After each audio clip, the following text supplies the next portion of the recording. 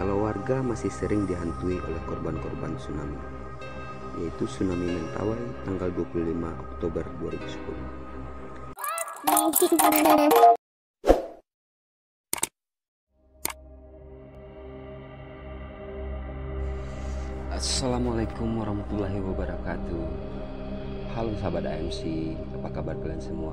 Ketemu lagi bareng kami untuk membahas dan berbagi cerita atau informasi menarik seputar sejarah, tradisi dan budaya, fakta unik dan cerita misteri yang ada di sekitar kita.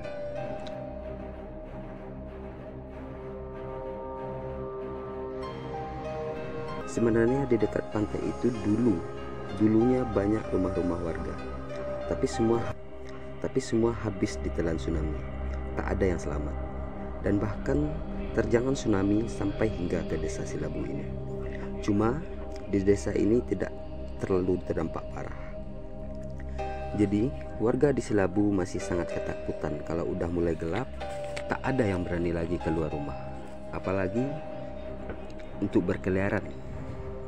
Pernah ada ceritanya, ada yang bertamu, katanya mengetok-ketok pintu rumah warga, dan setelah dibuka ternyata tidak ada orang di luar.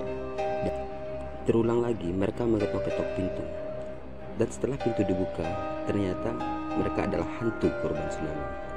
Jadi warga anti banget untuk bukain pintu rumah kalau udah gelap, apalagi untuk di luar rumah malam-malam. Mereka sangat takut. Begitulah cerita si bapak ini.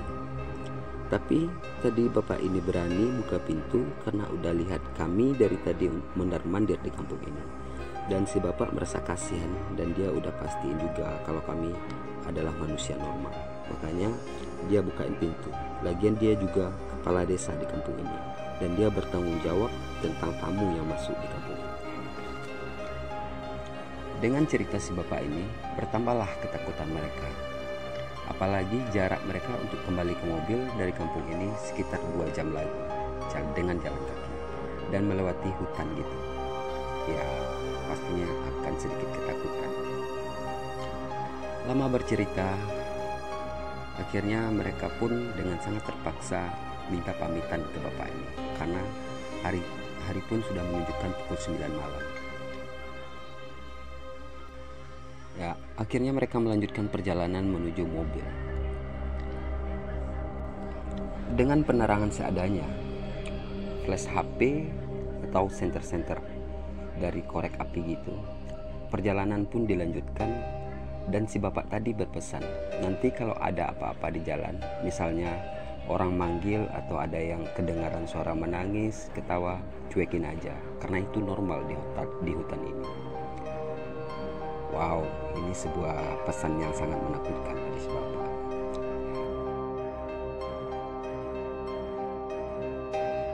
Akhirnya perjalanan dilanjutkan. Yang benar saja, tak lama berjalan, di tengah hutan tadi beberapa orang dari mereka mendengar suara seperti orang memanggil, orang menangis, atau orang ketawa.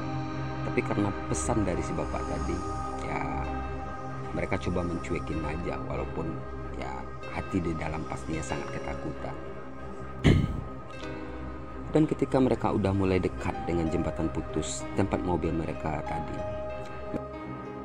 hujan datang lagi, bahkan sangat deras. 12 malam mereka sampai di tempat mobil tadi, dan karena kelelahan mereka pun sedikit beristirahat. Apalagi hujan deras, karena mobil mereka bak terbuka, pastinya akan sangat basah kuyup kalau langsung jalan. Jadi, kebetulan di dekat jembatan putus itu ada sebuah gubuk kecil. Nggak ada penghuninya sih, tapi gubuk itu cukuplah untuk peristirahatan sebentar bagi mereka. Dan sangat kebetulan di gubuk itu tersedia semua seperti ada kuali atau tempat memasak air, dan di sini juga ada tersedia gula dan kopi. Ya, sangat bagus untuk mereka karena kebetulan kondisi yang semakin dingin, perut yang sudah mulai kosong, setidaknya mereka bisa minum kopi panas lagi. Yang kebetulan di bawah jembatan ini ada aliran sungai yang cukup deras. Jadi langsung aja beberapa orang dari mereka inisiatif untuk ambil air sungai itu dan coba direbus dan langsung membuat kopi panas. Lama berselang kopi pun jadi, dan setidaknya menenangkan pikiran mereka sembari menunggu hujan reda. Tapi lama ditunggu, hujan pun tak ada redanya. Dan mereka akhirnya memutuskan untuk melanjutkan perjalanan pulang. Dengan resiko yang di belakang pastinya akan basah kuyup, karena mobil gak terbuka. Ya mau ditutup pakai apa di belakangnya. Mobil pun mulai dihidupkan, dan mereka mulai menaiki mobil. Tapi apa? Kesialan mulai lagi. Pas mobil mau jalan, mendadak lampu mobilnya mati. Pusing tuh semua. Dengan kondisi jalan di hutan, hujan deras, jalannya tidak aspal, pastinya sangat licin. Ditambah lagi dengan lampu mobilnya mati. Kesialan masih berpihak kepada mereka. Dengan terpaksa dan penerangan dari cahaya HP mereka, perjalanan pun mereka paksakan untuk dilanjutkan. Pelan-pelan meraba sang sopir menjalankan mobil. Hujan pun semakin deras. Mereka udah mulai gak mempedulikan gangguan-gangguan suara yang ada di hutan ini. Ya pura-pura budak aja. Perjalanan yang aturannya cuma ditempuh 2 jam akhirnya menjadi 2 kali lipat. Ya, di tengah perjalanan mereka, tiba-tiba ada satu gangguan yang benar-benar membuat jantung mereka mencopot. Dengan kondisi jalan yang begitu, pasti mobil sangat pelan. Tak lama, tiba-tiba di tengah perjalanan mereka melewati satu orang yang berjalan menunduk dengan santai sendirian di tengah hutan tersebut. Sontak mereka ketakutan dong, melihat orang yang berjalan sendirian di tengah hutan gelap kayak gitu. Tapi setelah mobil melewatinya, tiba-tiba orang itu mengangkat kepala dan teriak sekeras-kerasnya. Teriakannya itu benar-benar memecah di kondisi hujan hutan rimba itu. Pastinya rombongan yang di belakang mobil ketakutan dan teriak ke sopir, gas mobilnya, gas, gas, gas mobilnya, gas.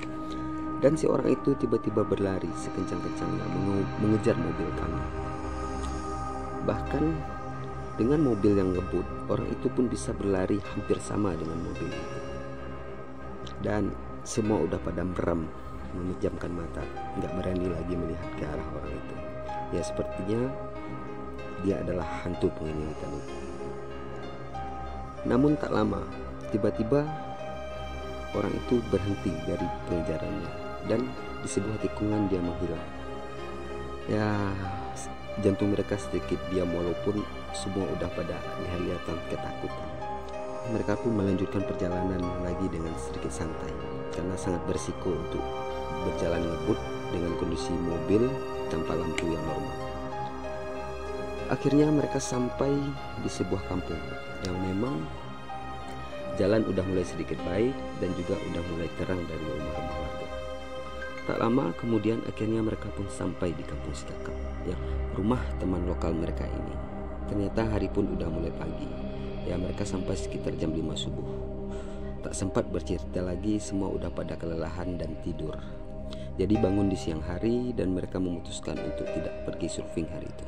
Butuh istirahat dan menghilangkan trauma di hari kemarin.